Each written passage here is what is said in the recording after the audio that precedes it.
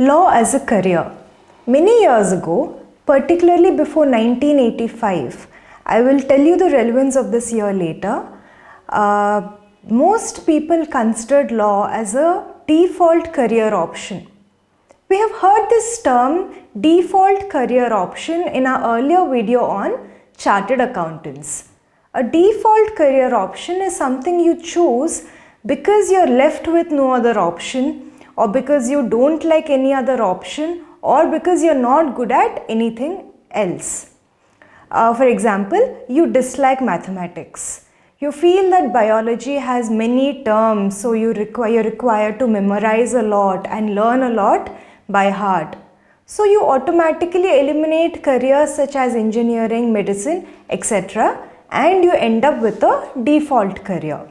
So what the misconception was that people would finish their graduation, take up any course, be it BA or BCom or BSc or even engineering, and during the course of this graduation course, they would realize that they're not really interested in their chosen field and they want to change their occupation.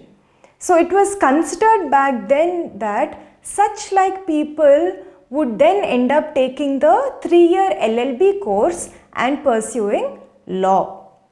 This was mostly a misconception, and the fact that the LLB structure, the law course structure, was in such a way wherein if you were to study law, you had to first be a graduate and only then you could take up the 3-year LLB course, also added fuel to this misconception. Ever since 1985, that's when the Bar Council of India decided to introduce specialized universities for law. So these specialized universities or colleges would offer an integrated 5-year BA LLB course.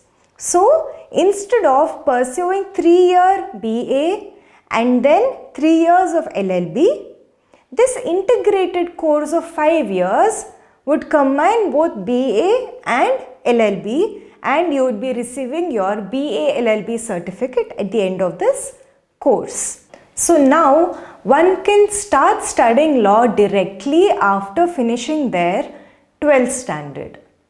Although the widely offered course is the BA LLB course, certain colleges also offer other combinations such as BBA LLB, BSc LLB or BCom LLB. So whatever your interest lies in, you can pick the suitable option. Now, if you wish to pursue law, if you wish to pursue either the 5-year BA LLB course or the 3-year LLB course, then what should you take up after your 10th class? Unlike careers such as medicine or engineering, law does not require a specific stream. People or students from any stream can take up law. However, students who are serious about pursuing a law, they generally end up taking humanities or commerce streams. This is because the subjects such as civics, political science, history, all of these which are offered in your courses such as MEC, CEC, HEC, etc., they help you in your BA LLB course, especially the BA part of the BA LLB course. And mathematics, although it is elementary mathematics, having the knowledge of mathematics helps you in your entrance examinations to these law schools. So if you wish to pursue law, after your 12th class, you apply to BA LLB course, or if you choose to take the other path, that is finish your graduation, be it BA or BSc or BCom or engineering or even medicine, and then pursue law, you can take up the 3-year LLB course.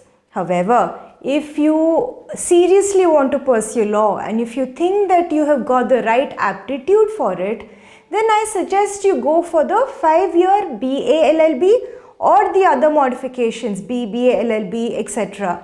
This not only saves your time because it's an integrated course and cuts down on the duration of the course. It not just saves your time, but certain subjects, especially in the first 2 years of BA, LLB, be it subjects like history, political science, all of the BA subjects, even they are taught from the legal point of view. There is a touch of law in it. So, a student who has taken up BA LLB or any of the 5-year courses versus a student who has taken up the 3-year LLB course, the BA LLB student is much more exposed to legal studies than the 3-year LLB student. So, this is one advantage, which is why I suggest you go for the 5-year integrated course. Most colleges accept admission into the 5-year course on the basis of entrance examinations. There are various entrance examinations, and the most popular one is CLAT, Common Law Admission Test. This is a standardized admission test to 18 prominent national law universities in our country. In fact, for a law aspirant, CLAT is as important and prestigious as IIT JEE is for an engineering aspirant. CLAT is a 2-hour computer-based objective examination. It covers questions relating to elementary mathematics, English comprehension, general knowledge, current affairs, legal aptitude and logical reasoning. Depending on the rank you score in CLAT and also your preference, you will be allotted a college amongst the national law universities. Colleges which are considered as top 3 are National Law School of India University at Bangalore, Nalsar in Hyderabad, West Bengal National University of Juridical Sciences in Kolkata. The second test is All India Law Entrance Test, which is conducted by National Law University, Delhi. This is similar to CLAT, be it in the syllabus or the pattern of the examination. The third one is Law School Admission Test, LSAT. This test is for 3.5 hours with syllabus more or less similar to CLAT. Private universities and colleges such as Jindal Global Law School accept the scores of LSAT. Many other private colleges accept the scores of one of these tests, or they could have a separate entrance test such as Symbiosis Entrance Test, which is conducted by Symbiosis Law School.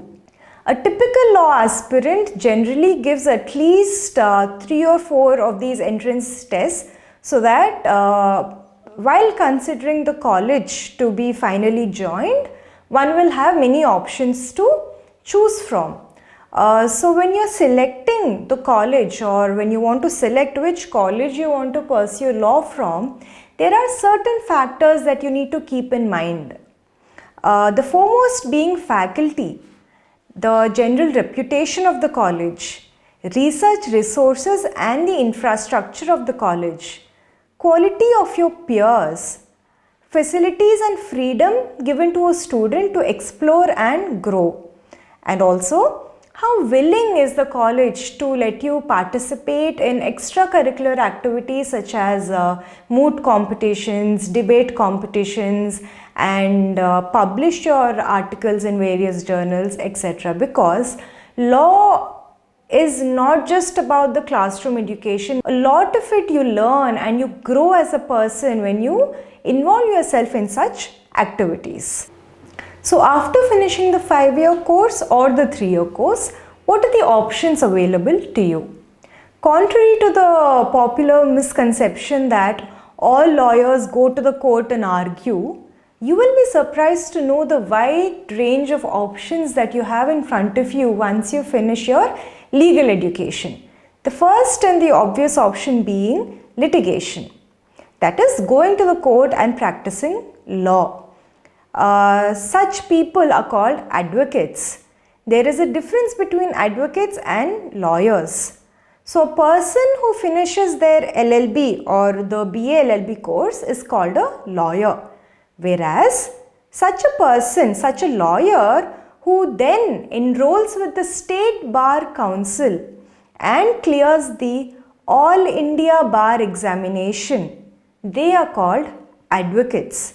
So to put it simply, all advocates are lawyers, but not all lawyers are advocates. In order to practice in court, one must be an advocate and not just a lawyer. The second option, in-house counsel. So being an in-house counsel, one can provide legal assistance and advice to companies and corporate clients.